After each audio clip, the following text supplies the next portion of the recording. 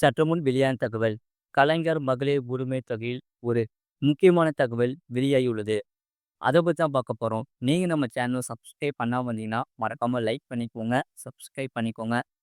வீடியோவை முழுமையா கேளுங்க. அதாவது கலைஞர் மகளிர் உரிமை தொகை திட்டத்தில் மீண்டும் விண்ணப்பிக்க வாய்ப்பு வழங்கியுள்ளது தமிழ்நாடு அரசு.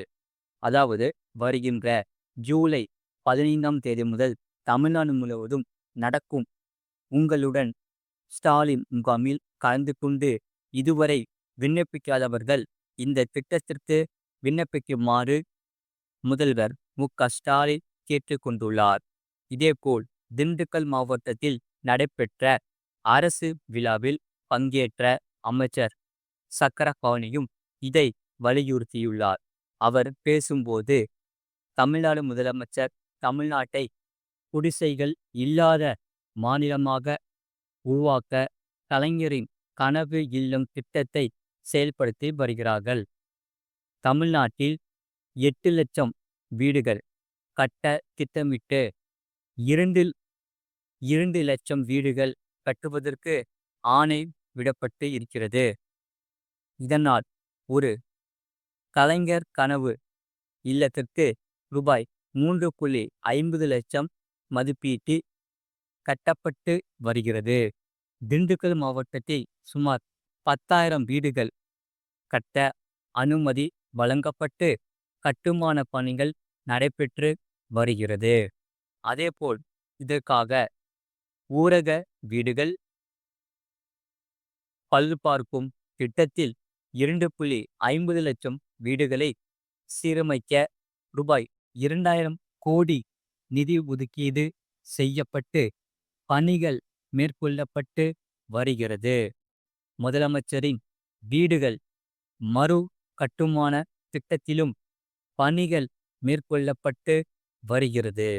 இதற்காக பெண்களின் பாதுகாப்புக்காகவும் பெண்கள் உயர்கல்வி கற்பதை ஊக்குவிப்பதற்காக தமிழ்நாடு அரசு சார்பில் பல்வேறு திட்டங்கள் செயல்படுத்தப்பட்டு வருகிறது.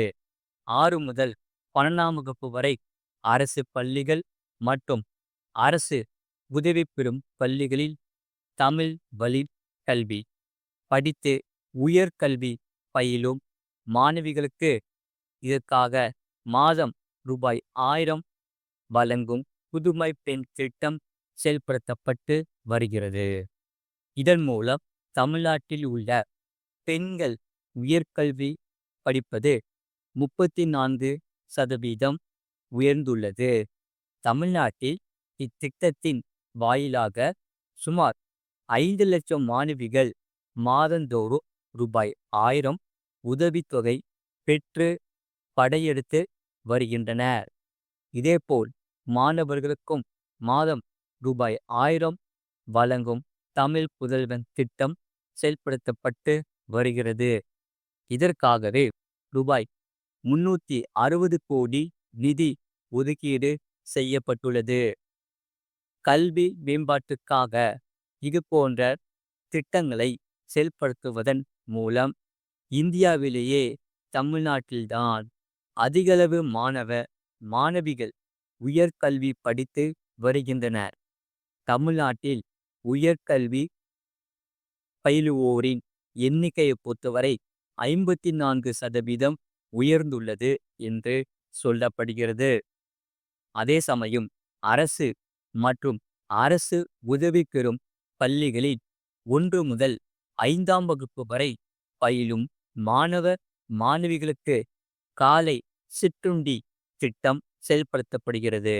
இத்திட்டத்தின் மூலம் சுமார் 18 லட்சம் குழந்தைகள் பயனடைந்து வருகின்றனர். இந்த திட்டம் இந்தியாவிலேயே எந்த மாநிலத்திலும் இல்லை, தமிழ்நாட்டில்தான் செயல்படுத்தப்பட்டு வருகிறது. இதற்காக பெண்களின் நலனுக்காக அரசு நகர பேருந்துகளில் கட்டணமில்லா பயணம் மேற்கொள்ளும் விடியல் பயண திட்டம், குடும்ப தலைவிகளுக்கு மாதம் ரூபாய் 1000 வழங்கும் இந்த கலைஞர் மகளிர் உரிமை தொகை திட்டம் போன்ற திட்டங்கள் செயல்படுத்தப்பட்டு வருகிறது. இந்த கலைஞர் மகளிர் உரிமை தொகை திட்டத்தில் 1.15 கோடி பெண்கள் பயனடைந்து வருகின்றன. மேலும் தகுதியான நபர்களுக்கு மகளிர் உரிமை தொகை வழங்க நடவடிக்கை மேற்கொள்ளப்பட்டு வருகிறது என்று கூறுகிறார்கள். அதற்காகவே வருகிற ஜூலை 15ஆம் தேதி முதல் விண்ணப்பங்கள் வழங்கப்பட உள்ளது. தகுதியுள்ள அனைவரும் இதற்காக, அதாவது இந்த கலைஞர் மகளிர் உரிமை தொகை திட்டத்தில் பயன்பெற நடவடிக்கை மேற்கொள்ளப்படும்.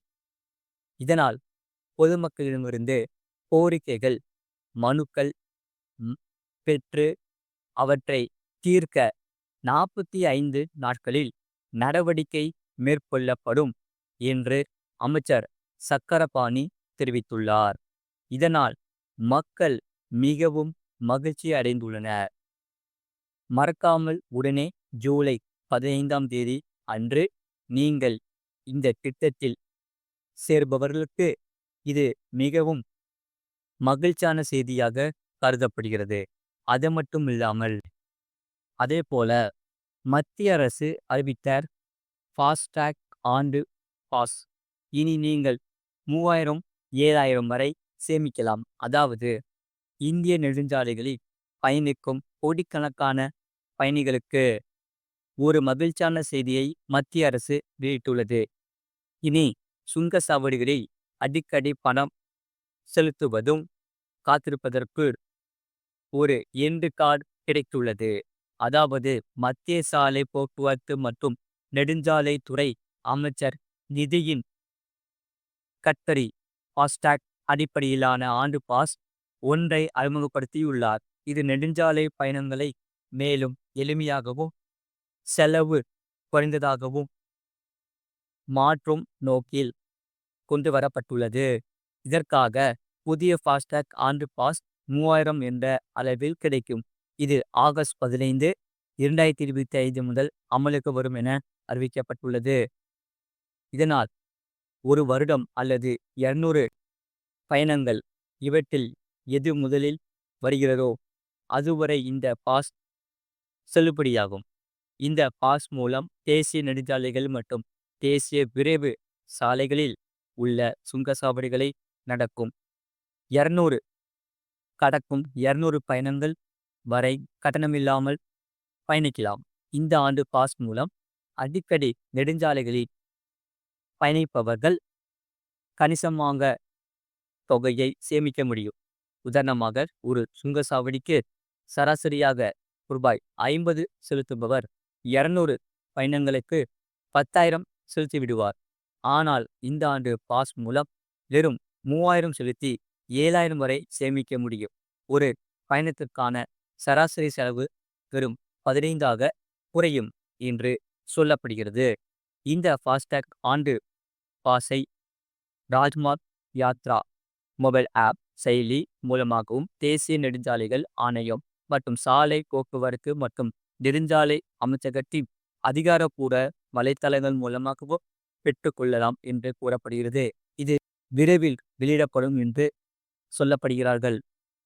இது போன்ற செய்திகளை உடனுக்குடன் அறிந்து கொள்ள மறக்காம சேனலை சப்ஸ்கிரைப் செய்யுங்கள். மற்றவர்களுக்கு தெரியப்படுத்த ஷேர் செய்யுங்கள்.